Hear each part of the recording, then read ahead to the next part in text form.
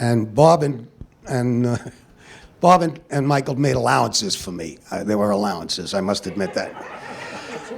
Graziella and I were partners in the first Loveland piece when we all kind of come down, and Grazia and I wound up on stage right, and we had been going through this number where we stood for a long period of time through poems, et cetera, and we were kidding around stage right. I mean, we're just kidding around, you know, and it was like really a demand to put a stop to us, and Bob even came back one stage. It was like good cop, bad cop, and Bob came back and he says, I just want to tell you this, that if it ever happens again, you and Grazia are on the first train back to New York, no question about it, you know. So Grazia and I, she would make this spittle come down the side of her mouth, and it was only on upstage, so she wouldn't be seen, and I was laughing like a fool. But that was the kind of thing that was happening in Follies, and they kept tightening and tightening. And, you know, the book was one thing, but the numbers to this day still stand out of my mind as the most spectacular stuff I've ever seen. So. I remember the first dress we had in Boston was just like a disaster. I remember being overly costumed in white on our faces, and Fifi Dorsey did not remember one word. I thought, this is just a disaster, and watching you guys work little by little to make this thing what it turned out to be was amazing. In fact, we'll all remember this. We had like 4 or 5 prologues. The prologue didn't work, and it didn't work, and then it had to work, so the show would set the tone for what the audience was expecting. And the last Saturday in Boston, the new prologue went in, and we worked on it for maybe a week. But I remember you guys, I think Michael said, if this doesn't work, get Brunfield. That's it.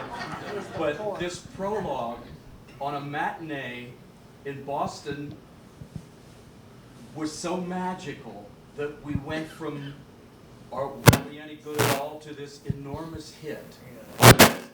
Incredible prologue. Yeah, it was quite beautiful. Michael was frightened out of his mind because it wasn't ever really working, and it was jumbled, but it was so complicated, and to introduce the ghosts and to give entrances to the stars and to tell a story all at the same time. And Steve also rewrote the music, and that made a huge difference, and that became the very famous prologue that you know now. But you do all that great work out of town, you know, and but it was a tough piece to work on. Oh, you know, that prologue is brilliant. Yeah. One of the girls, how did you We did count? 4 different prologues, I think. Yeah. Did we do 4 different prologues? Now, what you don't know is while the orchestra is playing one kind of some other music, You're walking to a everybody different.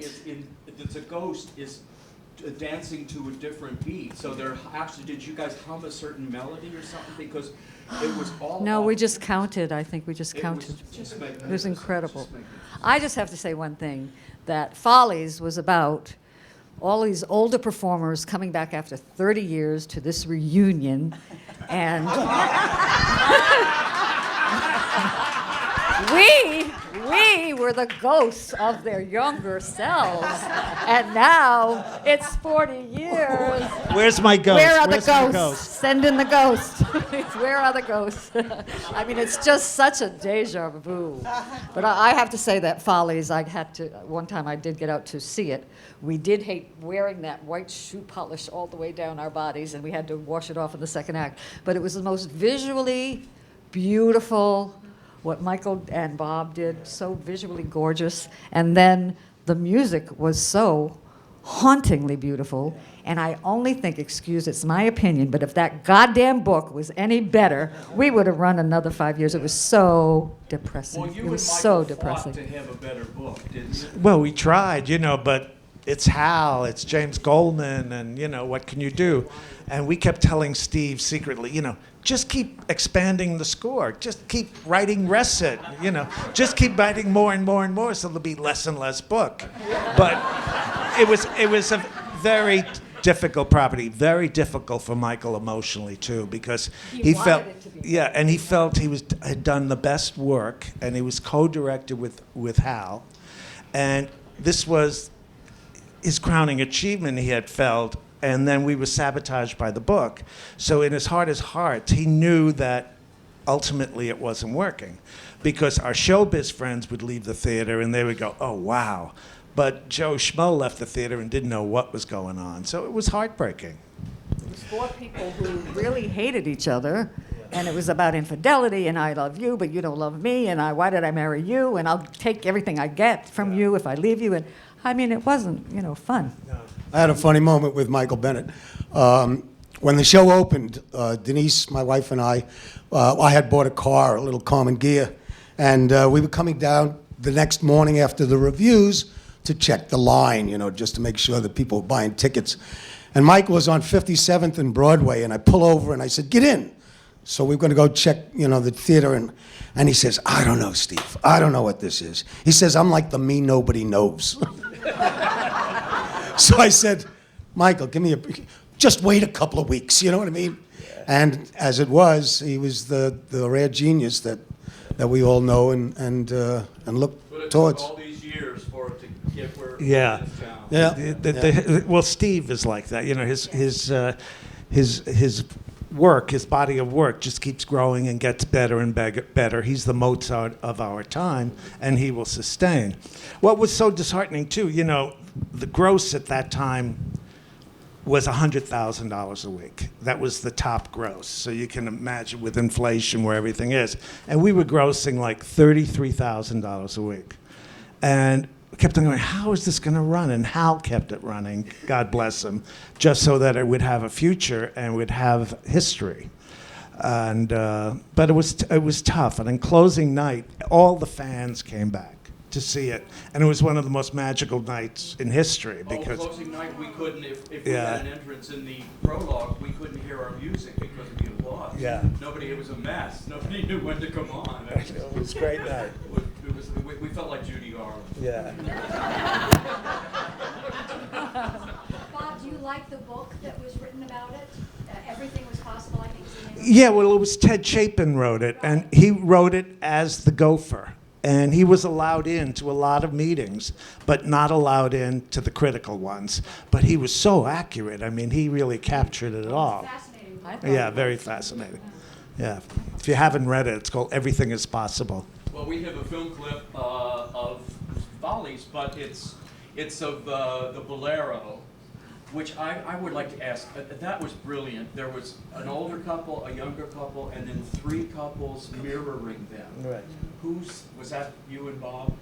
You and Yeah, well, what should we do here? Let's do that. That's how we did it. That was so thrilling to do. Yeah. I mean, oh, you did it. Oh. no, though I was one of the other couples, but to be able to do that dramatic, Yeah. passionate fun. piece, and then go to do Who's Yeah. That Woman, and then go to do God, Yeah. Why Don't You Love You? There were so many wonderful, diversified things Yeah. to do in that show. It was very rewarding to Yeah. do. Before we do the clip, talk about the two girls. Right? Buddy's Blues. Oh, okay. There were a lot of changes in Boston. Remember, they didn't know what way that show was going to be received or anything, and we changes in the older people, and they changed so many things. And then we had a rehearsal one day, and they suddenly said, "The God, Why Don't You Love You? Well, do I'll See You Later Blues," which was done by Buddy and two guys in drag.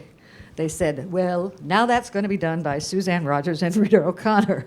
And I think we were really thrown into it, as I believe. I don't think we had Yes. very, very much time. And you were brilliant, and people imitated. The number was pretty much done. He then revamped it later on when we had time because he had so many other things to talk about. But what was interesting is Mr. Sondheim actually gave us the vocal direction on that. And he was very clear about what he wanted. It was very atonal. It was very robotic. He said, think of the dumbest showgirl you've ever known. So, what is it? They said she really loves you.